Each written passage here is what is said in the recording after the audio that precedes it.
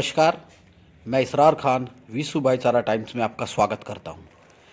आज आम आदमी पार्टी के वरिष्ठ नेता और दिल्ली के उप मुख्यमंत्री मनीष सिसोदिया ने मुजफ्फरनगर स्थित रामपुर तिराहा शहीद स्मारक पर उत्तराखंड राज्य आंदोलन के अमर शहीदों को श्रद्धांजलि दी।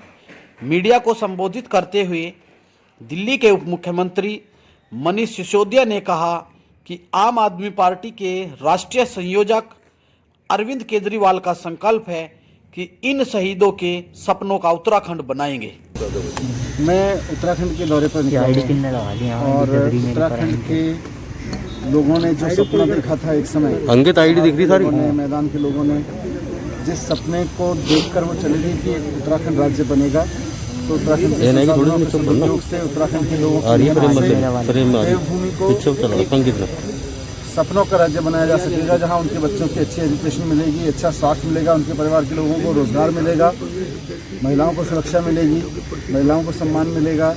लेकिन इसमें से कुछ भी नहीं हुआ और नेताओं ने, कांग्रेस और बीजेपी के दोनों के नेताओं ने 20 साल में उत्तराखंड को बर्बाद कर दिया, उत्तराखंड को तबाह कर दिया। तो आज मैं यहाँ शहीदों के समक्ष उनके इस स्थल पर, स्मारक पर यही संकल्प लेके जा रहा हूँ कि हम सब मिलके उस सपने को सच करें। सर, आपने उत्तर प्रदेश सरकार को मुख्यमंत्री दिया शिक्षा के लिए कि हमारी सरकार आएगी शिक्षा मिलेगी। बिल्कुल, उत्तर प्रदेश में शिक्षा की हालत बहुत ख़राब है और जब से अरविंद केजरीवाल जी ने ऐलान किया है कि हम दिल्ली के मॉडल को उत्तर प्रदेश में लागू करेंगे और उत्तर प्रदेश में भी आम आदमी पार्टी चुनाव लड़ेगी, तब से उत्तर प्रदेश की सरकार, बीजेपी सरकार बौखला गई है। उनके मंत्री तरह तरह के बयानबाजी कर रहे थे। उन्होंने चुनौती दी कि भाई हमारे शिक्षा मॉडल पर और दिल्ली के शिक्षा मॉडल पर बहस कर लें।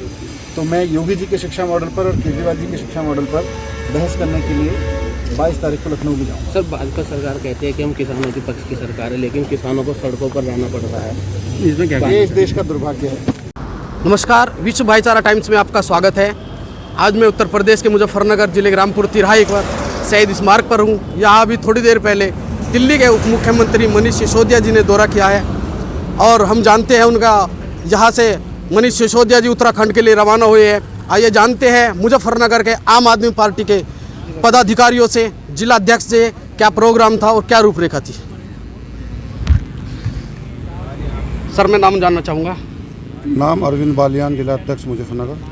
सर, क्या प्रोग्राम था माननीय उप मुख्यमंत्री? चुनाव को लेकर उत्तराखंड पहुंचे हैं सीएम साहब और रास्ते में रामपुर तिराहे पे उत्तराखंड का जो स्मारक है उस पर माल्यार्पण किए और माल्यार्पण करने के बाद में वे हरिद्वार के नाम पर निकल गए। अच्छा सर, चुनाव कौन सा, उत्तर प्रदेश 2022 चुनाव या उत्तराखंड चुनाव के लिए? 2022 उत्तराखंड भी चुनाव पार्टी लड़ेगी और उत्तर प्रदेश भी 2022 का चुनाव लड़ेगी। अभी अरविंद केजरीवाल जी ने घोषणा की है कि 2022 में उत्तर प्रदेश में चुनाव लड़ेंगे। क्या अनुमान है कितनी सीटों पर लड़ेंगे? गठबंधन में लड़ेंगे या स्वतंत्र लड़ेंगे? देखिए, आम आदमी पार्टी एक विकल्प के रूप में इस देश में इस पार्टी ने जन्म लिया है। गठबंधन किसी से नहीं करेगी और अकेले चुनाव लड़ेगी, सभी सीटों पर चुनाव लड़ेगी। उत्तराखंड में 70 की 70 सीटों पर चुनाव लड़ेगी, उत्तर प्रदेश में भी सभी सीटों पर चुनाव लड़ेगी।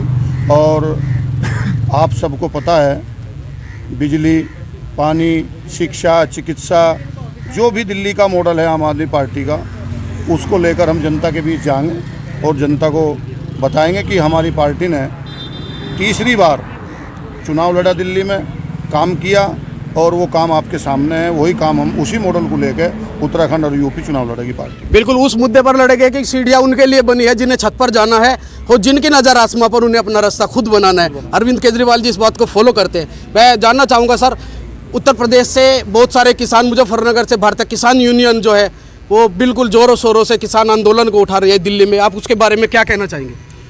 ये कहीं ना कहीं इस देश का दुर्भाग्य है। उद्योगपति के घर बच्चा होता है तो देश का प्रधानमंत्री बधाई देने के लिए जाता है और इस देश का अन्नदाता सड़क पर पड़ा है तो प्रधानमंत्री जी की आंखें नहीं खुल रही। तो इस देश का दुर्भाग्य है। ऐसी सरकार आई, ऐसा प्रधानमंत्री इस देश को मिला, तो किसान इसका जवाब देंगे जब समय आएगा, जब इसका जवाब उनको मिल जाएगा। बिल्कुल, चौधरी चरण सिंह जी ने कहा है कि देश के विकास और उन्नति का रास्ता गांव के खेतों और खलिहानों से होकर गुजरता है। तो क्या प्रधानमंत्री जी नहीं समझते इन बात को? वो तो सारे देश के सामने है। आज मुझे लगता है 22 दिन हो चुके किसानों को 4.0 डिग्री टेम्परेचर में सड़क पर पड़े। मैं एक बात कहना चाहता हूँ अपने बीजेपी के मित्रों से, एक भी सांसद, एक भी विधायक या हमारे गृह मंत्री जी या हमारे प्रधानमंत्री जी अपने घर के सामने, कहीं दूर मत जाना, अपने घर के सामने खुली छत के नीचे इस इतनी ठंड में अगर एक रात बिता दें तो हम मान जाएंगे कि ये मखमल रिजाई में सोने वाले हैं। अभी किसानों का दर्द नहीं समझ रहे। अब किसान इनका दर्द, अपना दर्द जब समझाएगा जब ये फील्ड में चुनाव लेकर वोट मांगने के लिए जाएंगे। इनको लोगों ने बैठाया है, इसलिए नहीं बैठा था कि सब लोगों को जो है ये सबक सिखाया जाएगा कि आप ठंड में मरते रहो, हम आपका पता नहीं लेने के। और देखो एक कमाल की बात, फायदा गिनवा रहे योगी जी, उत्तर प्रदेश के मुख्यमंत्री जी, फायदा नू कह रहे कि आपकी ज़मीन छीनने की नहीं। अरे ज़मीन तो हमारी है, फायदा क्या है इस चीज़ में? मतलब यो भी होना था, हमारी ज़मीन भी छीननी थी। तो जब हमारी ज़मीन है उसे छीनने के लिए क्या मतलब है?